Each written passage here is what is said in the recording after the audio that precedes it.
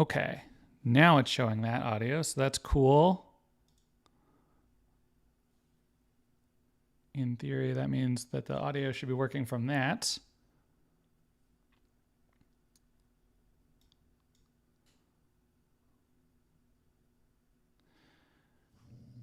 I guess it is not quite doing the audio from the actual browser window.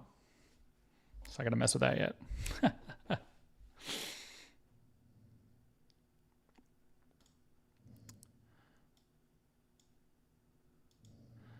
I'm also gonna turn off my watermark because that is where my face is.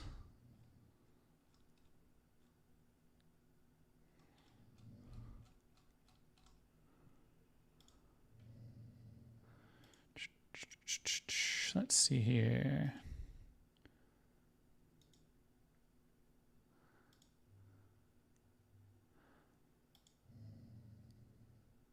There we go.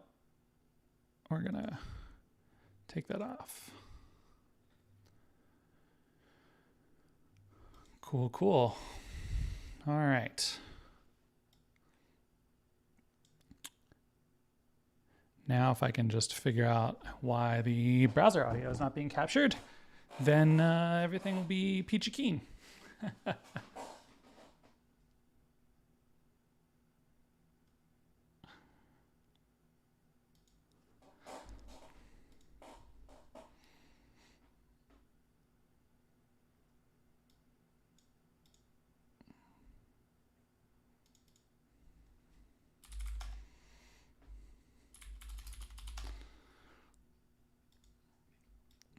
All right, let's see. Time to mess with OBS.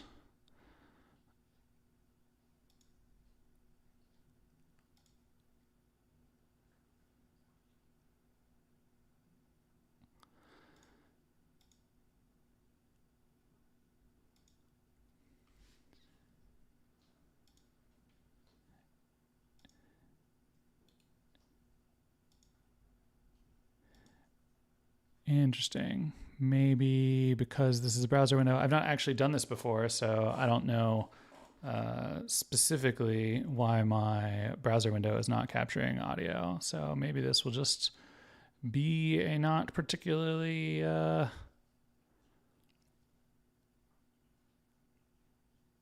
good part of the stream.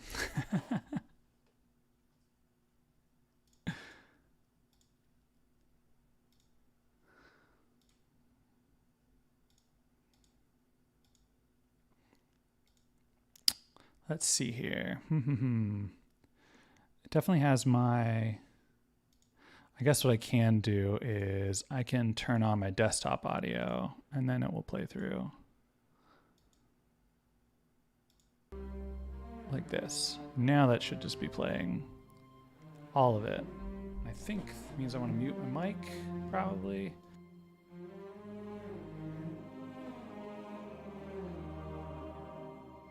I guess what I can do is I can turn on my desktop audio and then it will play through. Like this. Now that should just be playing all of it. I think it means I want to mute my mic, probably.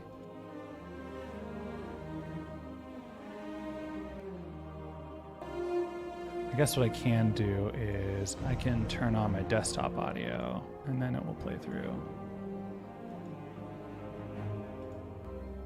Like this. Now that should just be playing all of it.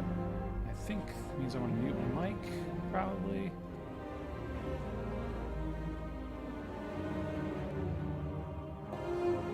I guess what I can do is I can turn on my desktop audio and then it will play through. Like this. Now that should just be playing. I had just moved to the States, and all the of it. very first friend that I made here was a guardian that I found in the Cosmodrome. And that guardian has been my best friend and brother for 5 years now, and that was only I guess what I can the do beginning of a very is special I can turn on my relationship desktop with audio Destiny for and then me. it will play through. Some of the most beautiful moments of my life have been driven and shared by the Destiny Like this. community. Now that Including should coming just out play to the States and all watching of the it. very first Hundreds friend of people that I made here that I might wasn't know just come together to show love and support and solidarity. in that moment, I knew that I had found a home away from home. And this game and this community constantly reminds me that we're not guardians just in name. We truly are bearers of light.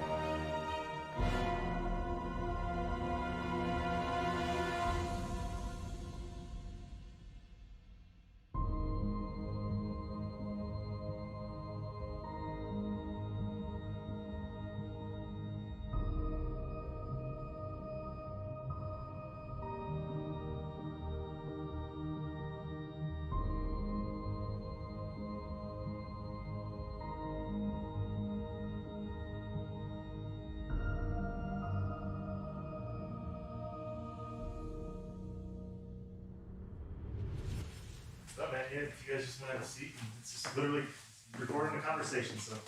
All right. What could go wrong?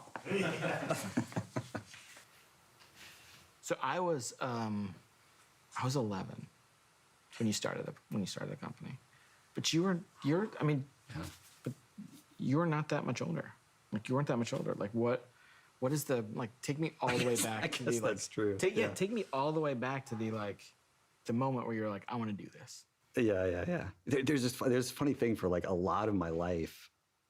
When people would ask me, like, how did this start? I'd be like, I don't know. It was kind of weird. I just like started making games, and it seemed like it was fun, and I kept doing it. And when I really started thinking back to my childhood, like I've been obsessed with how like rules can change human behavior, and how you can all agree to play a card game by a certain set of rules. And the adults that I was observing, as a kid they could play cards all night and laugh and interact in whatever way that they did. And yet you could take a different set of rules, for example, a set of rules that a 5-year-old made with the best of intentions, and the adults would like nod and laugh, but they would only play that game for 3 minutes. And like that is like always fascinated me. And I realized, like looking back on it, that I've been doing that my whole life, and it like irritated my friends, and they didn't want to play. I mean, because we start as a game designer and you suck. Like you're terrible. Like your games are horrible. I mean, they're not even games. They're just, it's almost, you're just like a little tyrant trying to get people to do things. And I remember like I probably spent like weeks building this like really complex pen and paper adventure game on index cards, and I'd like drawn pictures of monsters and everything like this. And I remember finally getting, a friend to play it at school, and it was like the first dice roll, like some creature like killed his character or something. It was just like the worst possible, like outcome. And I was like in 4th grade or something, but some kids look at the garbage truck and are like, that big, powerful machine, like that's what I want to be. But to me, it was the deck of cards. Like I want to know how to control that. Like that, like power to build an experience that when people come into it, they leave with a smile on their face, or more connected to the people around them. Yeah, I've been doing that forever. It's kind of crazy. Way before computers. And then of course, right, I saw games on computers and I was like, wow. My perception, based on all of our time together, has actually been like you are more interested in the making of them in a bunch of ways than playing them. Like playing games isn't like it's not an explicit hobby of yours. Like you're educating yourself. It's more work, but it's like you're always making stuff. Yeah, I think this is true, and I feel a little bit like guilty about it sometimes because I think it is the most dangerous thing as a designer to enjoy the making more than the playing, right? Because the number of things you can enjoy making is infinitely larger than the number of things that you can enjoy playing, right? Much less other people can enjoy playing. And so, yeah, what you say is true. And I feel like it's sort of like an addiction that I've had to fight so that I make things that are worthwhile. Because it's, the whole shtick to me is about, touching other people like somehow. Yeah.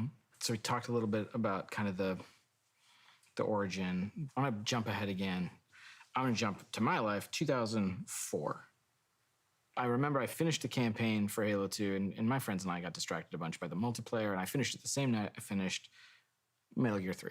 And after I finished both of those games, I went and watched this Vidoc, the documentary that, like, I look at now, and I met a bunch of y'all, and I'm like, oh, I didn't pick up on all the, like, human suffering in this documentary the first time I watched it. Do I get to sign your? No. Do you remember this? I looked for it actually before I came in today. I don't think I have it anymore. You don't? Yeah, no, I remember the sweatshirt. Yeah. Okay. Yeah. Okay. Yeah. So this is what is this from? Like, what is this actually? I've like wondered this. Like, what is this? It was just like, what?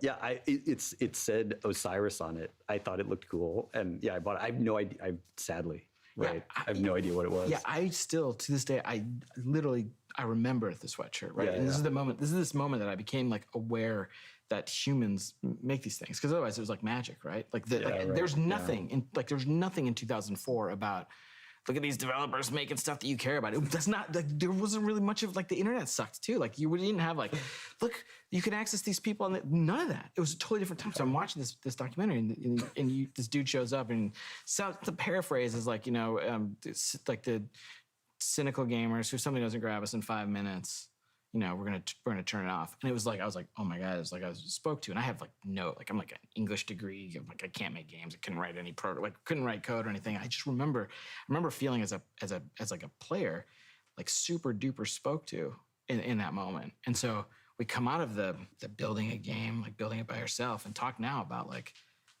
the team has changed. Like, building teams has changed. Like, the way you think about building teams has changed. The way like in the however many years I've been at Bungie now, in the fifth, like the way the company approaches building teams have changed. Let's go all the way back to Halo 2, like building the team for Halo 1 and Halo 2. Like, super duper spoke to.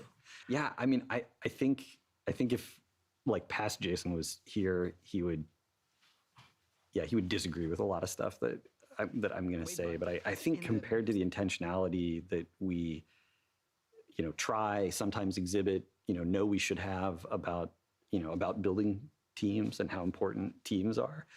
Back then, it was almost just this, snowball that was rolling downhill of people who, liked our games and came to the company, and, then, snowball rolled a little faster, and it was just a bunch of people trying to do their best, trying to recreate the feelings that they had, when they played games. And you can get pretty far on passion and talent, but it sometimes makes things really hard when you're not being thoughtful about the organization of the team, the design of the product relative to the resources and time you have. And yeah, it made Halo 2 super challenging for a bunch of reasons, but yeah, I don't know. I guess that's, and past Jason would tell me, like, you're an idiot. We were thinking about all that stuff. You just had to learn. But like, when I look back, like, he wasn't thinking about that stuff, What was he thinking about?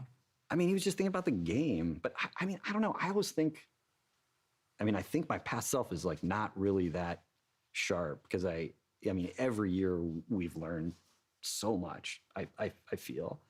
And so I look back and I think that, that guy must be an idiot. Because look at all the stuff I learned just this year on Halo 1. Like, I didn't know anything. But I go back and I found one of the notebooks from Halo 1.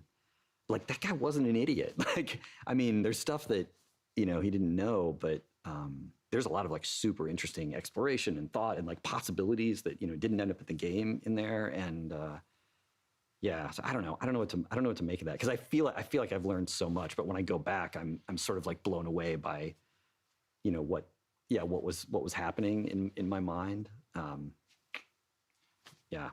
It's pretty embarrassing when I think about I think about my life in terms of decades and like what are like the big lessons from the decades. And when I like articulate one of the like a lesson from my 30s, it's like so embarrassing. Give me one from yours. Yeah. Oh man. I mean, I started Destiny 1 not understanding the value of having at least somebody on the team who cares more than anybody else about what the team is missing, what the team isn't admitting, who on the team isn't talking to each other, where on the team are our dreams incompatible with the calendar, or our dreams incompatible with our ability, or our dreams incompatible with the hardware that we need to run on. And I saw production as a calendar and a schedule. And it's true that a schedule is a thing that you use to sort of test people's understanding of reality, in the sense of, can the things we want to do fit in the time that we think we have, and how are we tracking against that? But I saw it as like an end in itself. And of course it irritated me, and I, didn't pay attention to it. But God, like embracing all that stuff is a thing that will be, front and center in anything that I do, anything I do in the future. I think it's making sure everyone on the team has an objective understanding of reality and doing anything you can to fix it when that isn't true. I didn't understand that when I started Destiny 1. Destiny 1 made me understand that. So what I want to talk about now is where computers are heading. Mm-hmm. Mm-hmm. Where's it going?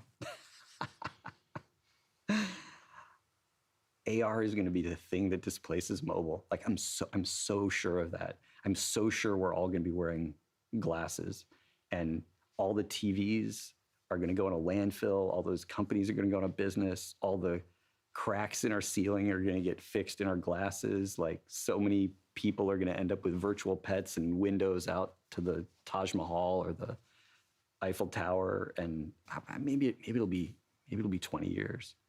Like, I think it's going to be a lot sooner than that. And I think it's going to be really interesting. And when it happens, like the reason that you're going to know it's going to take over the whole world is everybody's going to laugh at it. Like everybody's going to think it's ridiculous.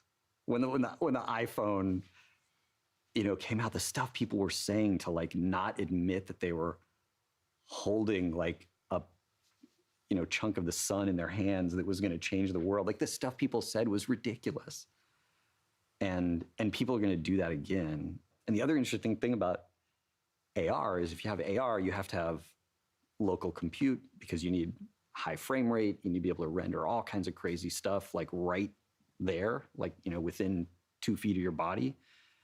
Yeah, which means I think all the cloud computing stuff totally going to happen, absolutely going to be a thing. But we're not going to transition fully to, thin client. But yeah, those would be my 2 predictions. Local compute never goes away. AR displaces mobile, like 100%. So on a long enough horizon, how are we going to get ready for that?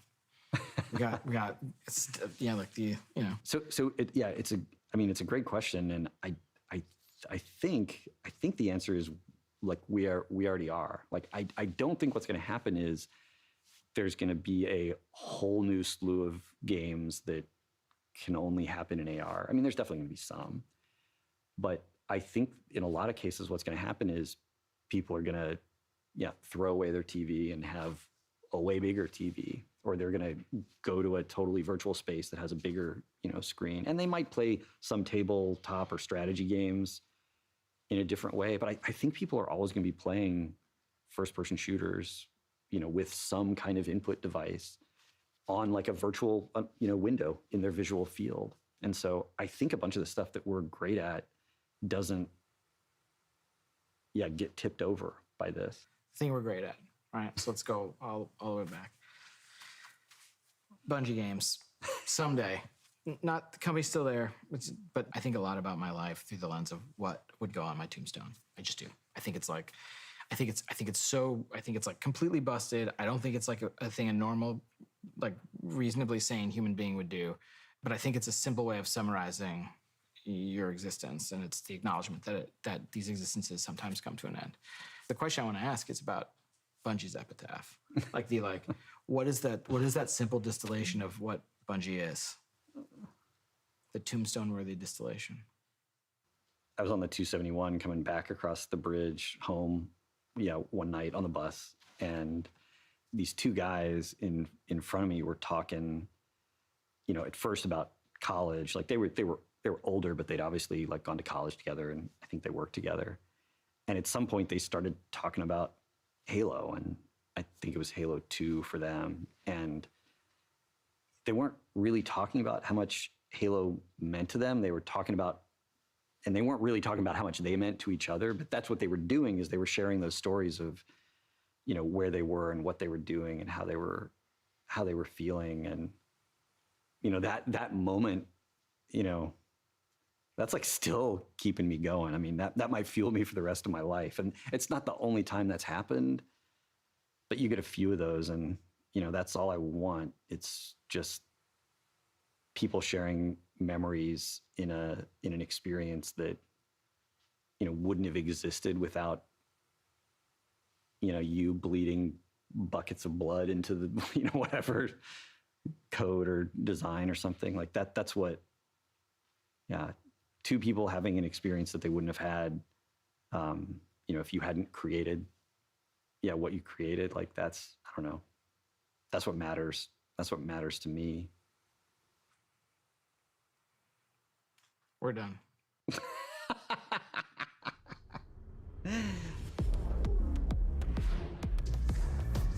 We're just going right into like the trailer, huh? This is what I brought you here to see. Beyond light! This is just a tool. It's an ice tornado, dude. That was the sickest thing I've ever seen. I'm in space! It's freaking Aldrin! Bow. No. What the heck? Holy! What's those babies falling? They're so cute! No. Together, we are enough.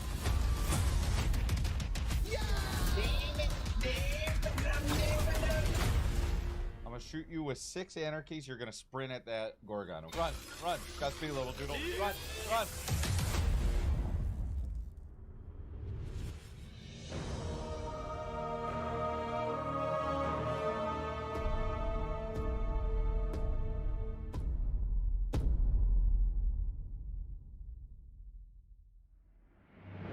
Welcome, Guardians. This year, we're celebrating our journey with you, whether you joined us 30 years ago or if it just started today. This game is in our blood. The Destiny team is full of Destiny fans. Folks who came here because Destiny was their favorite hobby. Folks who log out from work in the evening and log in to play with their clan. The team we have today is committed to relentlessly upgrading this game that we all love. We aren't happy with just another mission. Instead, we want to push the limit of quality you can expect in an action MMO with uniquely Destiny experiences like Expunge and Presage. We are committed to delivering the best mission content that you can play in any game with a friend and having the best feeling action game, period. And this shows through in the passion that we see for Destiny 2. Since we declared independence 2 years ago, the Destiny community has grown by over 20 million new players, and it continues to grow faster than we ever could have predicted. We're grateful to be a part of this amazing growing community that you all have created. You represent Destiny. You help make it better every year, and you are so welcoming and supportive of every new Guardian that sets foot in the tower. And only a handful of us are going to be up here today. Most of them are in their homes, at their desks, working hard to bring the next part of Destiny to life. It's a huge honor representing such an incredible team and introducing the next chapter of Destiny 2. So, without further ado, this is the Witch Queen.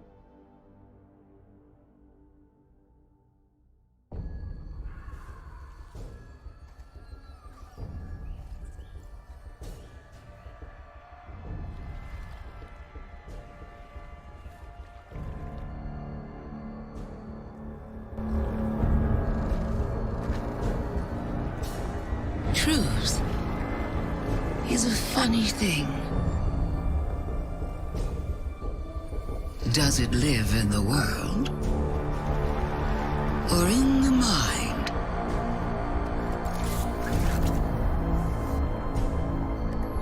Is it constant or can it be bent?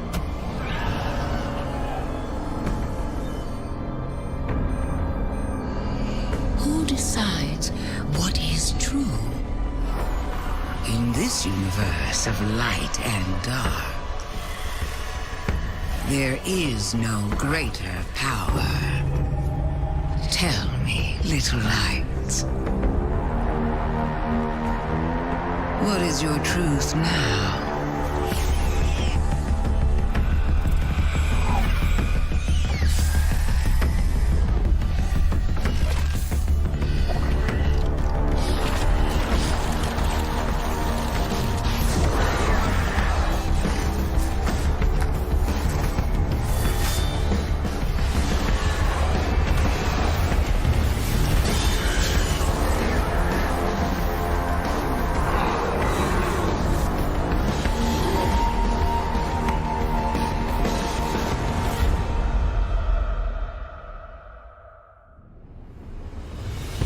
Oh my god, James. Savathun is serious. I think she's the most dangerous villain we faced yet. 7 years we've been building up to this moment, and she is finally stepping into the spotlight and showing us who she really is.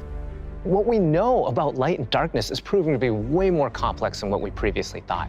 There are so many lies, truths, and revelations that we're going to get to in The Witch Queen and the year leading up to it. I mean, we're paying off these narrative threads that go all the way back to Destiny's origins, and we're supporting it with the best content that Destiny has to offer. Definitely, and we've got a lot of awesome content to show today. And let's start with the most mysterious destination yet.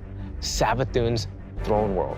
This is an uncharted wonderland of secrets and lies. It's this place that she's created in her own image, this surreal and majestic light-blessed world. She has this castle that she rules from. It overlooks this dark, swampy underbelly with this lone pyramid ship out there.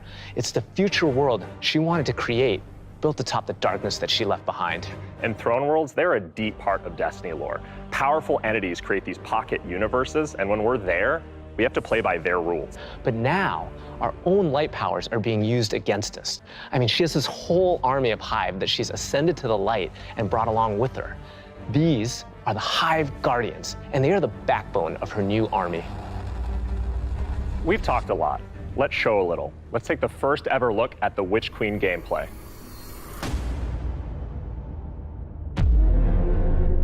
Savathun, the Witch Queen, Hive God of cunning and lies. After the death of her brother Oryx, Savathun went into hiding. Not out of fear, of course, but out of strategy.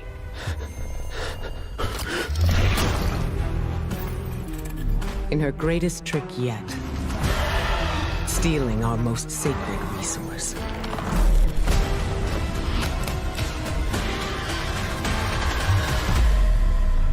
The one thing we thought she could never touch. The light.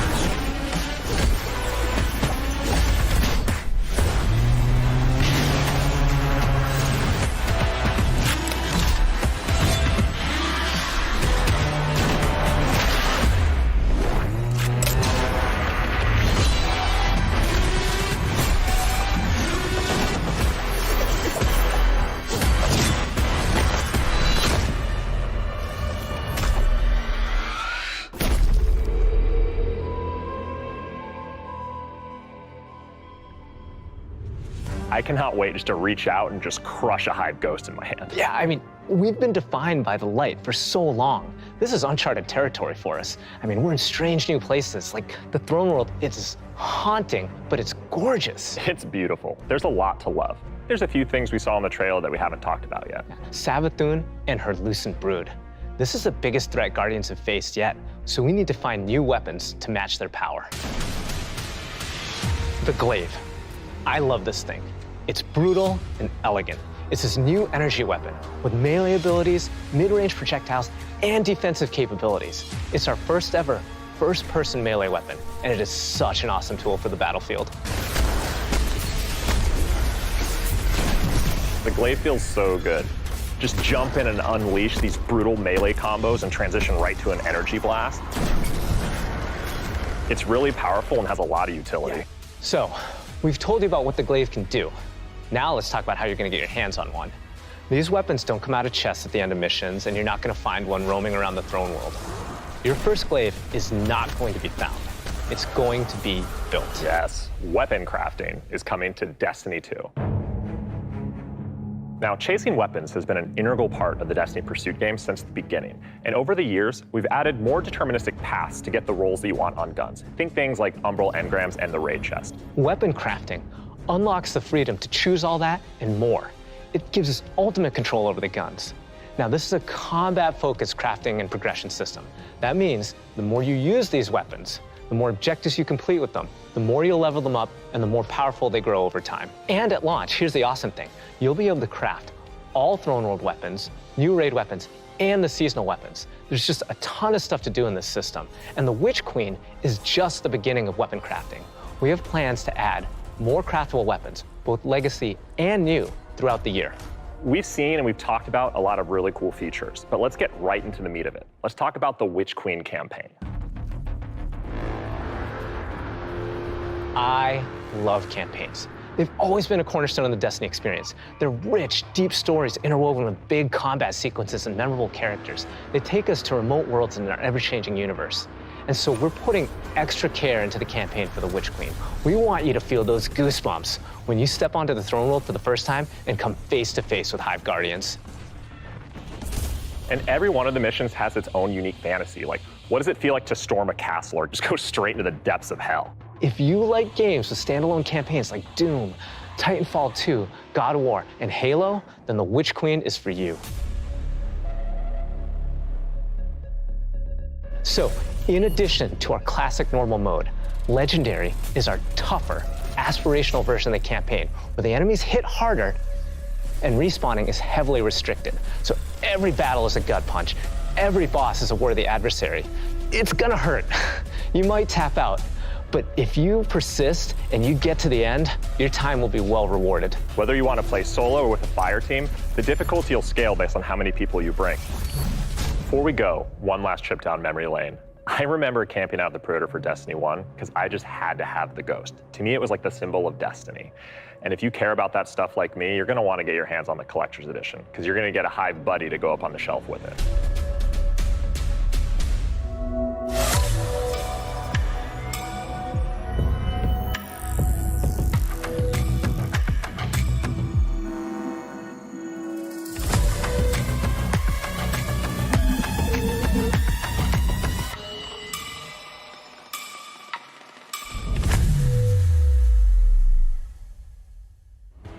Wow, that was so cool. Oh, I'm man. so excited for this one. And that's not even everything that's in there too. I know. Those are the hero items, and they're, I think, one of the best ones that we've ever done.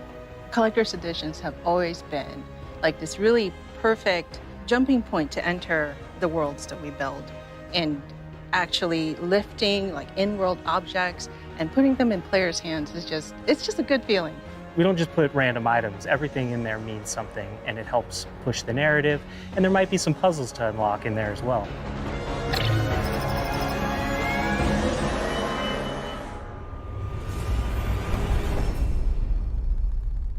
So at this point, you can see Savathun has been one of our greatest threats, operating behind the scenes for years. You may have heard of her brother, the Taken King, but Savathun is the most dangerous being we've ever faced. She's cunning, elusive, she works in the shadows, so in a way, Savathun is new to all of us. Exactly, and now it's time to finally see this legend reveal herself and change the Destiny universe forever. When we talk about the overarching story of Destiny, we don't just mean the plot lines or characters that feature release to release. Narrative is a guiding force in Destiny, and we're calling on its rich history of world building, bringing that to the forefront and growing it in a bold new direction. So when you join the game today, you'll experience an immediate call to action alongside millions of your fellow Guardians.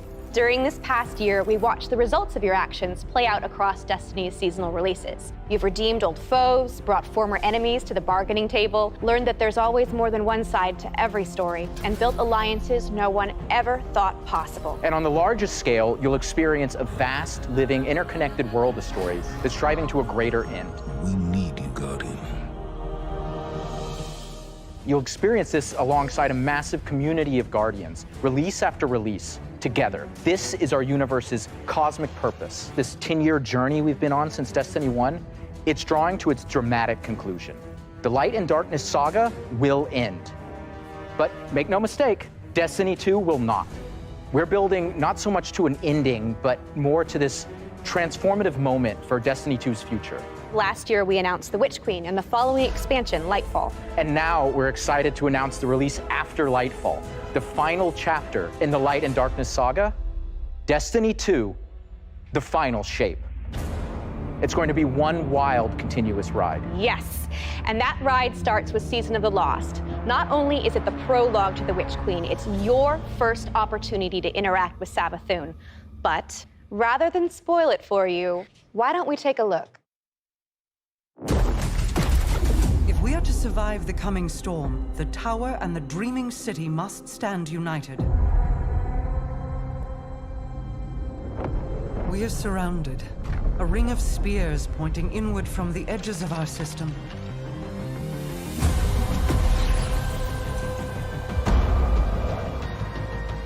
The Witch Queen is no less dangerous now than she has ever been. We must uncover whatever secrets she knows with the time that we have.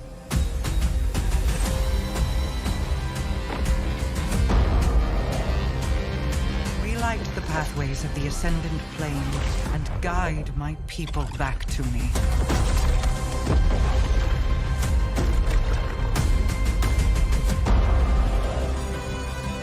There is a malevolent force at work in this plane, Guardian.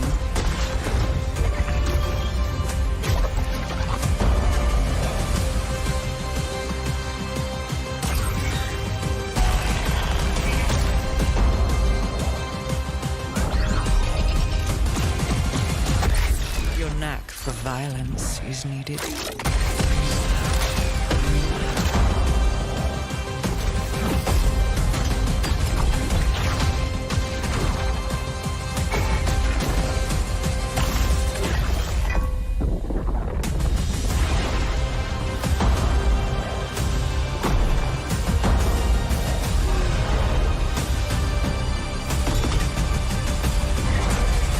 Perhaps with them, I can save us all.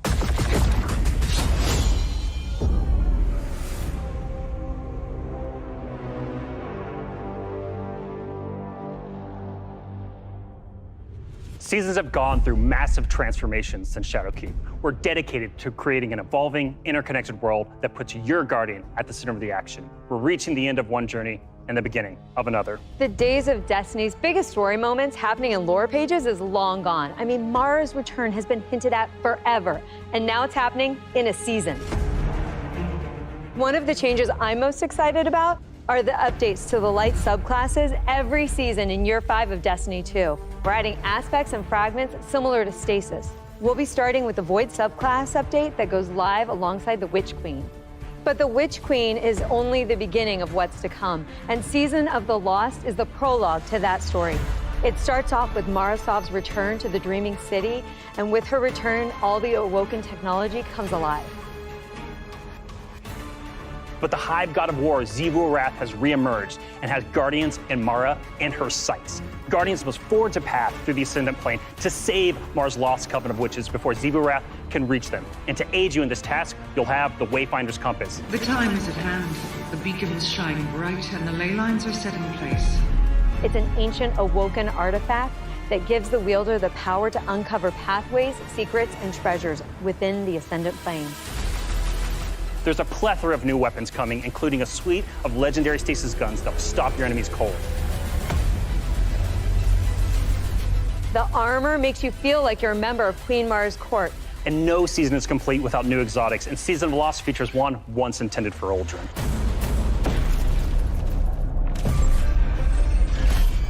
Let's take a moment to talk about Trials. So Trials of Osiris is the endgame aspirational PvP activity and more popular than ever. Two of the biggest asks from our community have been adding anti-cheat and adding matchmaking. In Season of the Lost, we're doing both. We've partnered with BattleEye to soft launch the anti-cheat software when Trials goes live on September 10th.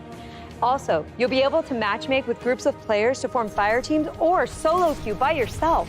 And we've remixed how rewards are distributed to give all players the opportunity to earn some of the best weapons and coolest armor in the game. That's right. We're shifting away from winning matches as a primary way to earn loot, and instead, winning individual rounds and completing matches will allow you to earn some rewards. But Going Flawless hasn't changed. So if you want to flex those PvP skills, the Flawless Chest will still be the only place to earn adept trials weapons and unique cosmetics.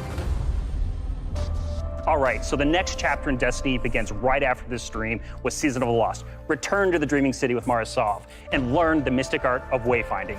I'm so excited crossplay is going live today. And today is your first opportunity to jump into Destiny with friends on any platform from all over the world, playing together.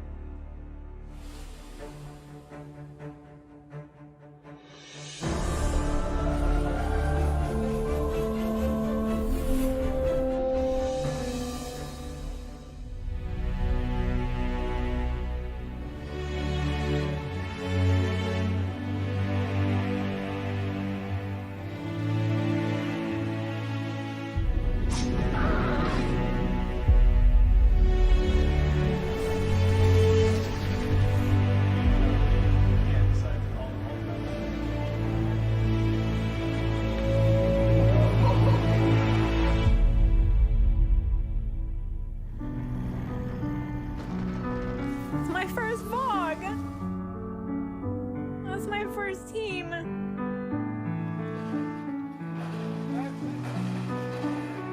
Don't jump. I got him out. I got him out.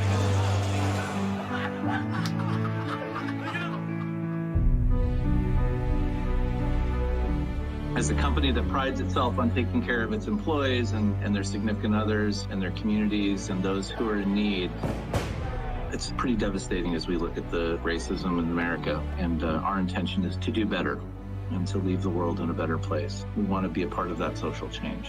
Fuck racism.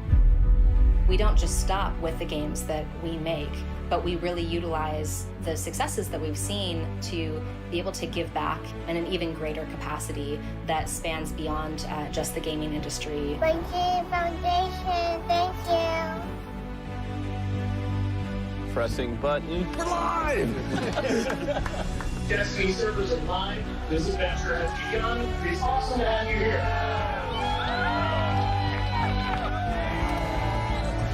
Bungie, Bungie, Bungie.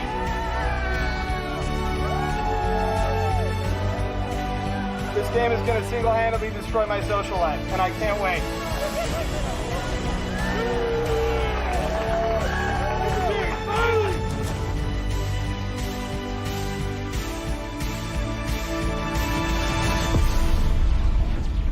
All right, Guardian. Time to kick him where it hurts.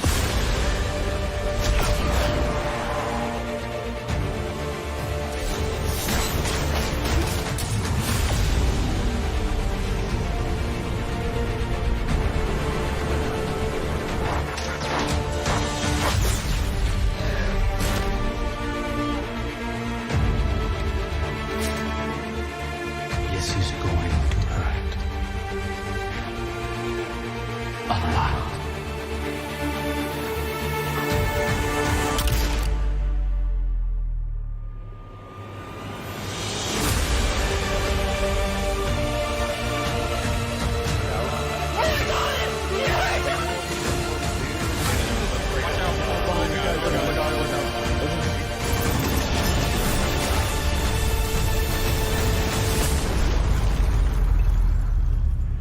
This is great. Anyone want a hug? Hugs? No? No hugs.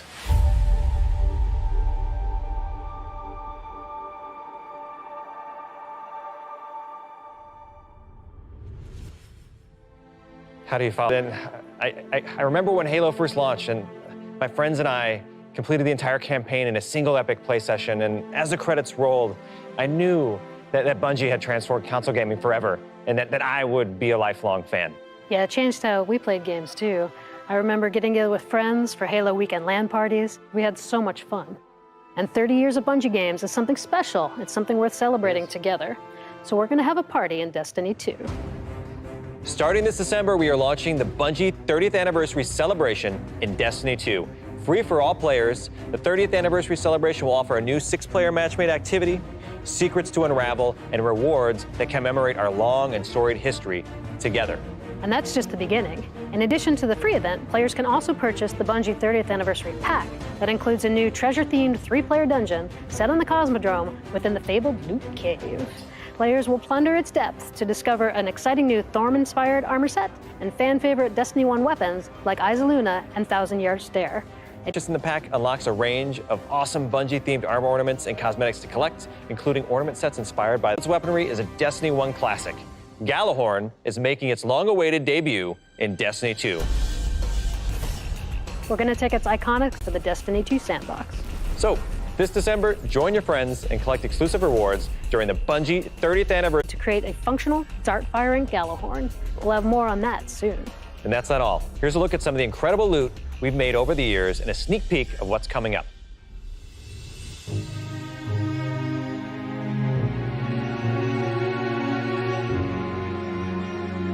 Wow, Lorraine, I can't believe we're celebrating Bungie's 30th anniversary. 30 years. It's incredible. Yeah. I mean, look, think of all the games and products that have come out over these years. Yeah, starting Operation Desert Storm, Pathways into Darkness, Marathon, Myth, Oni, Halo, and Destiny.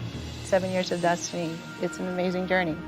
So excited. You know, we have a lot of really cool stuff coming up and a lot of other things in the works, of course, as always. But yeah. I mean, what do we have? We have the Fallen Captain statue, which is incredible. And then we have the helmet, the Celestial Nighthawk That thing helmet. is so cool. Yeah. And my favorite, the Arcadia jump ship.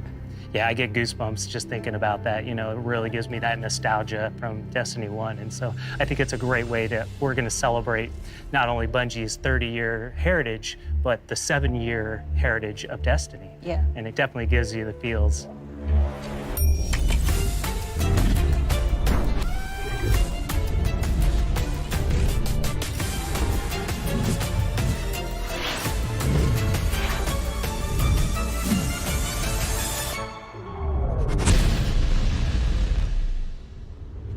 Thank you for being on this journey with us, whether it started this year or 30 years ago. We've just started talking about the Witch Queen today, our definitively Destiny campaign, the Glaive, and a year full of updates to all our light-based subclasses. All of this and more is coming alongside Savathun's long-awaited arrival front and center to the Destiny universe. The Witch Queen marks an acceleration in our story heading towards the conclusion of the Light and Dark saga, and we're so excited for everyone to join us on this epic adventure in the Witch Queen, Lightfall, the Final Shape, and beyond. And the Witch Queen's gonna kick off another amazing year of Destiny with 4 great seasons packed with all of the narrative, events, and rewards that you've come to expect from us. But there's even more coming next year than just our new seasons. The deluxe edition of the Witch Queen will also include 2 brand new dungeons to be released in 2022. And we're also going to be remastering another classic Destiny 1 raid and releasing it free for all players. This means going forward, starting this December with our 30th anniversary event, there will be a new piece of raid or dungeon content in the game every 3 months. In 2022, we will also be adding legacy rotations for raids and dungeons, meaning every week there will be new ways to earn rewards in both the latest and greatest content and raids and dungeons from the past. If you love amazing in-game content, we want to prove that no other game offers more quality and more variety than Destiny 2. We hope that you've enjoyed a look into the future of Destiny 2. Witch Queen pre-orders are available wherever you play Destiny. Crossplay is live on all devices, and Season of the Lost kicks off today. See you in game.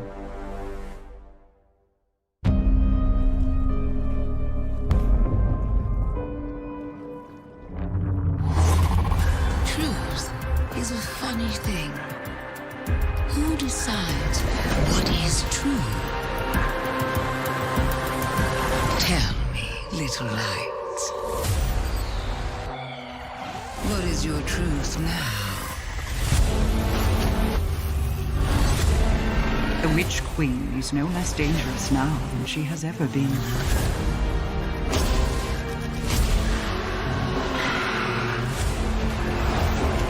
Prepare for what is inevitably to come.